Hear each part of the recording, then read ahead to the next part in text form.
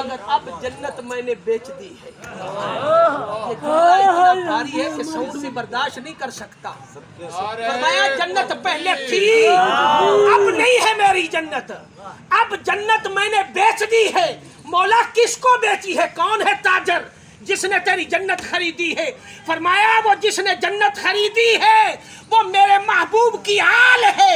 एक का नाम हसन है, दूसरे का नाम हुसैन है, उनके पापा का नाम अली उल मुर्तजा है। फरमाया उन्होंने जन्नत खरीद ली है, उन्होंने बड़ी भारी पर रकम अदा की है। कहीं अली असगर ज़बा करवाया है, कहीं अली अकबर ज़बा करवाया है, कहीं कासिम ज़बा करवाया है, कहीं ओला मोहम्मद को बहाया है। बड़ी माली कुर्बानी दी है, बड़ी कीमत दे के अब जन्नत उन्होंने खरीद ली है। मेरी जन्नत में आना है,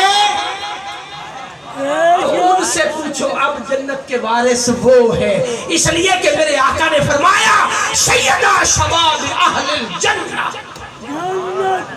फरमाया कुरान का दामन और अहले बैत का दामन। इसलिए कहा, यहाँ एक सवाल और भी पैदा हो सकता है कि कुरान किताबुल्लाह व सिहाबती कहा जाता है, किताबुल्लाह व सिहाबती कहा जाता, इतरती क्यों कहा?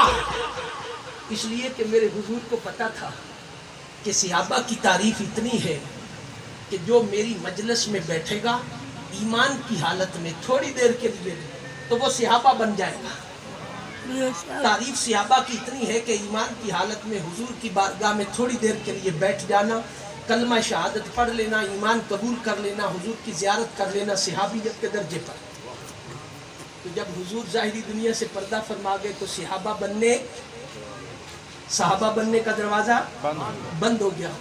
तो 1 सदी 2 सदी 1.5 सदी चलेगा, 100 साल 125 साल चलेगा, उसके बाद सहाबा खत्म हो जाएंगे, दुनिया से चले जाएंगे। तो फिर वो बात किताबुल्लाह और सहाबती वाली बात खत्म हो जाएगी। किताबुल्लाह के साथ उसको जोड़ा जो किताबुल्लाह की मिसाल बने, जिसको देखकर लोग किताबुल्लाह से जुड़े। इसलिए फरमाया सहाबा का दरवाजा कुछ अरसे के बाद बंद हो जाएगा। इसलिए फरमाया किताबुल्लाह व इतरती, क्योंकि मेरी आल ने हमेशा चलना है और चलते रहना है।